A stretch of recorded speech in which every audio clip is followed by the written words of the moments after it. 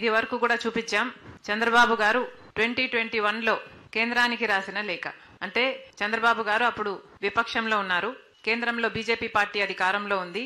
కానీ అప్పుడు చంద్రబాబు గారు కేంద్రానికి రాసిన ఈ లెటర్ లో క్లియర్ గా లాస్ట్ లైన్ లో let me reiterate that the elected representatives of TDP are ready to resign for the cause of Vishakha Steel. So 2021లో చంద్రబాబు గారు ప్రతిపక్ష నాయకుడిగా కేంద్రానికి బీజేపీ అధికారంలో ఉన్నప్పుడు రాసిన లెటర్ లో చాలా స్పష్టంగా విశాఖ స్టీల్ ను కాపాడడం కోసం తెలుగుదేశం పార్టీ ఎలక్టెడ్ రిప్రజెంటేటివ్స్ అందరూ రాజీనామా చేయటానికి కూడా వెనకాడరు అని చెప్పిన లెటర్ ఇది. మరి ఇప్పుడు చంద్రబాబు గారు దీనికి ఏం సమాధానం చెప్తారు? చంద్రబాబు గారు ఒకప్పుడు వాజ్పేయి ప్రధానమంత్రిగా ఉన్నప్పుడు విశాఖ స్టీల్ ని ప్రైవేటైజ్ కాకుండా అడ్డుకుంది కూడా నేనే అని చెప్పాడు. ప్రతిపక్ష నాయకుడిగా నా ప్రాణాలు అడ్డేసైనా సరే విశాఖ స్టీల్ ను ప్రైవేటైజ్ కానీయము అని చెప్పారు.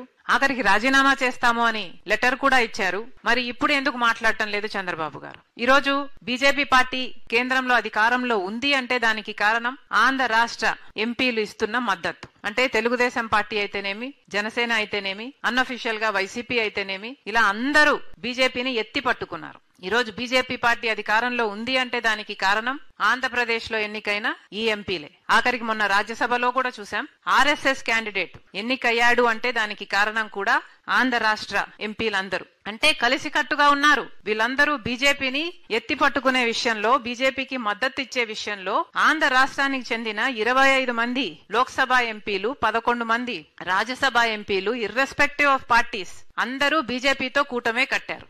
ఇది వాస్తవం. కానీ స్వార్థ రాజకీయాల కోసం కూటమి కడుతున్నారు. కానీ ఎందుకు విశాఖపట్నం స్టీల్ కోసం ఐక్యమత్యంగా ఎందుకు నిలబడటం లేదు? ప్రత్యేక హోదా కోసం ఐక్యమత్యంగా ఎందుకు నిలబడటం లేదు? పోలవరం ఎత్తు తగ్గిస్తున్నామని ఫ్లోర్ ఆఫ్ ద హౌస్ లో చెప్తే ఒక్క ఆంధ్రప్రదేశ్ చెందిన, ఆంధ్ర రాష్ట్రానికి చెందిన ఒక్క ఎంపీ కూడా మాట్లాడలేదు. ఎందుకని? ఈ ఎంపీలంతా నిలబడితేనే ఏదైనా సాధించుకోగలం. ప్రజాస్వామ్యంలో చట్టసభలకి ఒక విలువ ఉంది. ఉన్న నాయకులకు చట్టసభలకు వెళ్లడమే మానేస్తే ఇక చట్టసభలకు వాళ్ళకి ఎన్నికై ఏమి లాభం ఉంది? చట్టసభలకు వెళ్లాలి, ఫ్లోర్ ఆఫ్ ద హౌస్ లో కొట్లాడాలి, మన రాష్ట్రానికి రావాల్సిన మేలును సాధించుకోవాలి. ఈ రోజు విశాఖపట్నం స్టీల్ కు సంబంధించి ఇందాక అన్నగారు చెప్పినట్టు ఆ భూముల విలువ దాదాపు 20,000 ఎకరాల భూమి ఉంది. ఆ భూముల విలువ 4 లక్షల కోట్లు లేదా 5 లక్షల కోట్లు విలువ చేస్తుంది. అందుకోసమే మోడీ గారు ఆపరేషన్ సైలెంట్ కిల్లింగ్ అనేది మొదలు పెట్టారు విశాఖపట్నం స్టీల్ మీద. మొత్తం అంతా కుట్రలో భాగమే.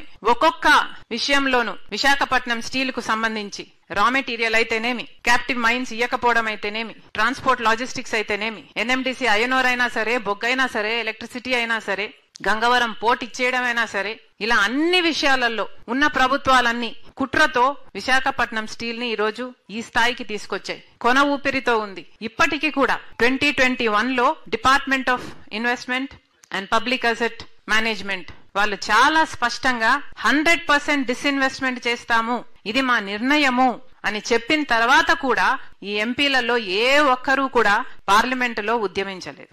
మొన్న ఈ సంవత్సరం కూడా ఆ డిసిషన్ నిలబడుతుంది, ఆ డిసిషన్ లో ఏ మార్పు లేదు అని ఫ్లోర్ ఆఫ్ ద హౌస్ లో చెప్పినా కూడా ఏ చలనము లేదు. మరి ఏదైనా ఎలా సాధించుకోగలం?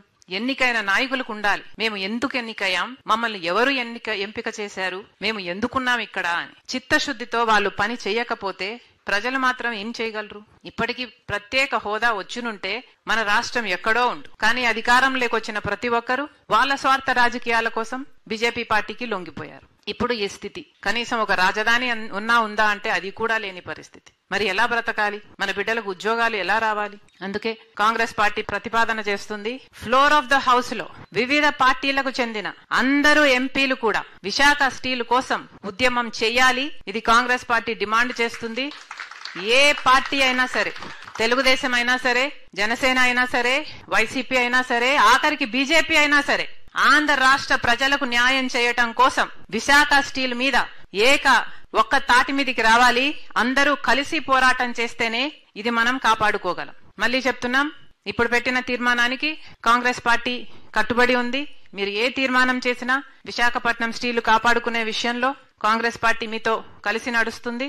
అసలు ఈ విశాఖ స్టీల్ ను నిర్మించిందే కాంగ్రెస్ పార్టీ. ఇందిరాగాంధీ గారైతేనేమి, రాజీవ్ గాంధీ గారైతేనేమి, ఆ తర్వాత జాతికి అంకితం చేసిన పివి నరసింహారావు గారైతేనేమి, లేక రాజశేఖర రెడ్డి గారైతేనేమి, కాంగ్రెస్ పార్టీ అధికారంలోకి ఉన్న రోజున రాజశేఖర రెడ్డి గారు 2,000 కోట్ల రూపాయలు ఈ స్టీల్ కి ఇప్పించగలిగారు. 4,000 మందికి ఉద్యోగాలు ఇప్పించగలిగారు. అసలు క్యాప్టివ్ మైన్స్ విశాఖ స్టీల్ కు కలిగి ఉండాలి అని ఆ రోజు అనంతపూర్ లో ఒక మైన్స్ ని ఐడెంటిఫై చేసి ట్రైపార్టీ అగ్రిమెంట్ వరకు కూడా తీసుకువెళ్లారు. అప్పటికి 3 మిలియన్ టన్స్ ఉన్న ఈ ప్లాంట్ ని 7 మిలియన్ టన్స్ కి ఉత్పత్తి రావడానికి కారణం కూడా రాజశేఖర రెడ్డి గారు, కాంగ్రెస్ పార్టీ. మళ్ళీ చెప్తున్నాం, నేను పిసిసి అయిన తర్వాత కూడా విశాఖపట్నం స్టీల్ కోసం వాళ్ళని టర్మినేట్ చేస్తే 5,000 మందిని వచ్చి అక్కడ కొట్లాడడం జరిగింది. మొన్న కూడా నిరాహార దీక్ష చేయడం జరిగింది. మళ్ళీ చెప్తున్నాం, మీకు ఏ కష్టం వచ్చినా కాంగ్రెస్ పార్టీ మీ పక్షాన ఉంది. మీతో కలిసి నడుస్తాం.